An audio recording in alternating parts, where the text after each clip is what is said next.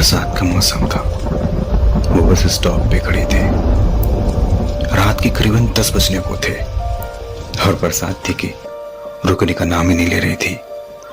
मैं उसके चेहरे पे डर को बाखूबी से समझ पा रहा था। फिर उसके फोन पर किसी का कॉल आया। मुझे ऐसा लगा शायद उसके घर से कॉल आया है, पर ऐसा नहीं था।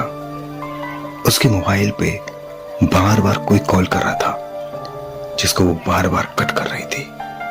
कुछ लोग जो उसे फोन करके परेशान कर रहे थे।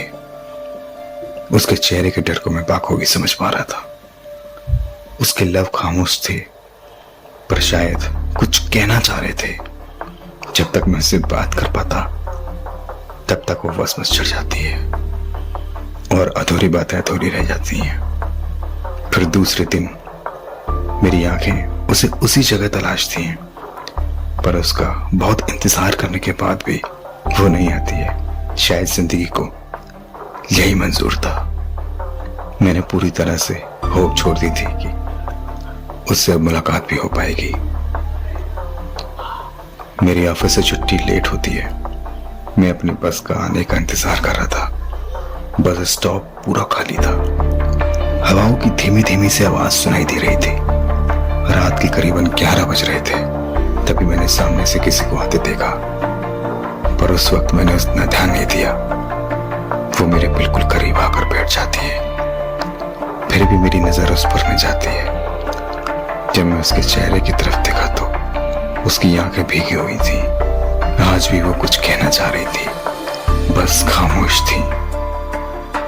मैंने थोड़ी सी हिम्मत जुटाकर पूछ ही लिया, आप ठीक हैं? अगर कोई दिक्कत हो तो आप मेरे से शेयर कर सकती हैं। हाँ, मैं मानता हूं आप मेरे को नहीं जानती, पर आप थोड़ा सा भी भरोसा करें तो मैं आपका भरोसा कभी नहीं तोड़ूंगा। और तब उसने बताया कि कुछ लोग 1 महीने से फोन करके उसे परेशान कर रहे हैं और वो बहुत परेशान है। वो उस शहर में अकेली रह रही थी। उसकी फैमिली में कोई नहीं था। मुंबई में वो एक अपार्टमेंट में रहती थी। यहीं से हमारे प्यार की शुरुआत होती है और नए रिश्ते की बुनियाद खड़ी होती है।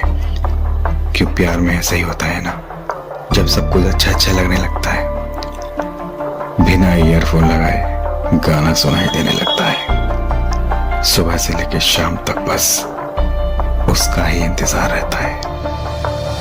लोग कहते हैं प्यार बुरी चीज है। वो इंसान को या तो आबाद कर देती है या बर्बाद कर देती है। ये सब आपके ऊपर डिपेंड करता है।